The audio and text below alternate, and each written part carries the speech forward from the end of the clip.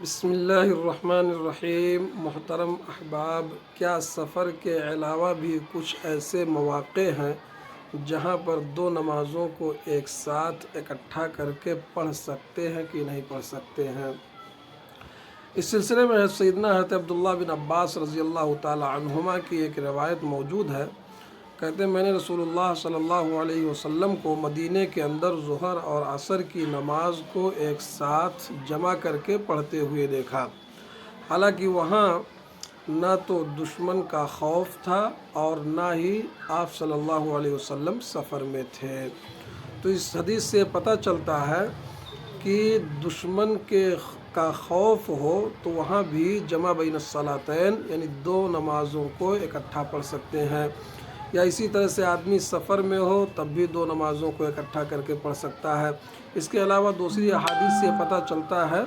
کہ تیز آندھی ہو، بارش ہو، طوفان ہو تو وہاں بھی جمع بین الصلاتین آدمی کر سکتا ہے، یعنی دو نمازوں کو اکٹھا کر سکتا ہے۔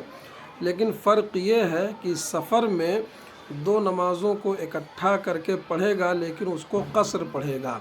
لیکن سفر کے علاوہ اگر تیز آندھی ہے، بارش ہے، طوفان ہے یا دشمن کا خوف ہے،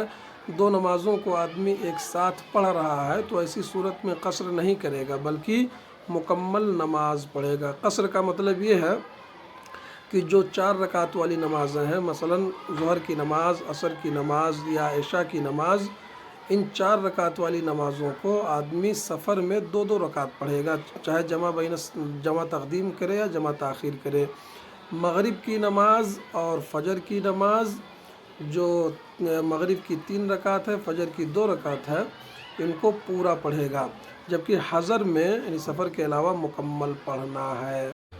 سیدنا عبداللہ بن عباس رضی اللہ تعالی عنہما کی جو روایت ہے جس میں یہ ہے کہ اللہ کے نبی صلی اللہ علیہ وسلم نے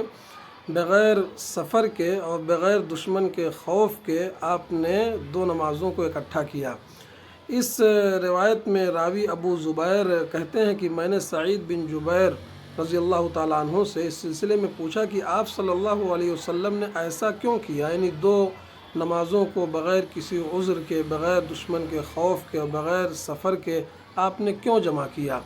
تو سعید بن جبیر نے جواب دیا کہ جس طرح تم نے مجھ سے دریافت کیا ہے، پوچھا ہے، اسی طرح میں نے سیدنا عبداللہ بن عباس رضی اللہ تعالیٰ عنہما سے پوچھا تھا۔ تو انہوں نے جواب دیا کہ آپ صلی اللہ علیہ وسلم نے اپنی امت کو دشواری میں نہیں رکھنا چاہتے تھے، یعنی کبھی کوئی معاملہ اگر آ جائے، کوئی عذر ہو جس کی بنیاد پر 2 نمازوں کو اکٹھا کرنا پڑے، 2 نمازوں کو ایک ساتھ پڑھنا پڑے تو آدمی پڑھ سکتا ہے۔ تو سیدنا عبداللہ بن عباس رضی اللہ تعالیٰ عنہ کی روایت کی رسول اللہ صلی اللہ علیہ وسلم نے دشمن کے خوف اور سفر کے بغیر ظہر عصر کو اور مغرب عشاء کو ملا کر پڑھا۔ اسی طرح سے عبداللہ بن شقیق سے روایت ہے کہ ایک مرتبہ سیدنا عبداللہ بن عباس نے بصرہ میں عصر کے بعد خطبہ دینا شروع کیا، یہاں تک کہ سورج غروب ہو گیا، ستارے چمکنے لگے۔ کسی نے کہا کہ مغرب کا وقت ہو چکا ہے، تو انہوں نے فرمایا کہ مجھے سنت مت سکھاؤ، میں نے رسول اللہ صلی اللہ علیہ وسلم کو ظہر عصر اور مغرب عشاء کو ملا کر پڑھتے ہوئے دیکھا ہے۔ تو عبداللہ بن شقیق کہتے ہیں کہ مجھے شبہہ پیدا ہوا تو میں نے سیدنا ابو ہریرہ سے دریافت کیا تو انہوں نے اس بات کی تصدیق کی کہ ہاں ایسا ہوا ہے۔ ان روایات سے معلوم ہوا کہ شدید ضرورت کے وقت عذر شرعی کی بنا پر،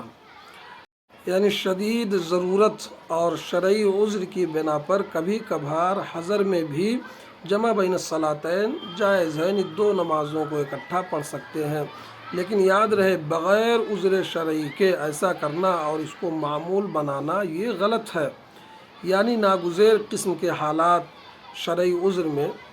حالت اقامت میں بھی 2 نمازیں آدمی اکٹھا کر کے پڑھ سکتا ہے، لیکن اگر شدید ضرورت کے بغیر اگر آدمی ایسا کر رہا ہے، مثلا کچھ کاروباری حضرات ہیں تو وہ اپنا معمول بنا لیں سستی کی بنیاد پر یا کاروبار میں مصروفیت کی بنیاد پر، وہ اپنا معمول بنا لیں کہ 2 نمازوں کو ایک ساتھ پڑھیں،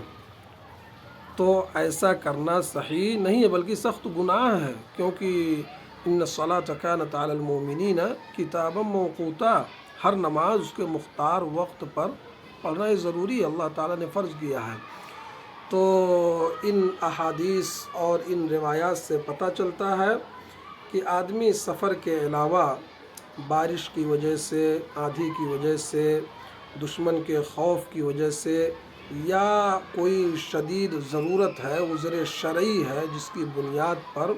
دو نمازوں کو اکٹھا کر سکتا ہے۔ فرق یہ ہے کہ سفر میں قصر کرے گا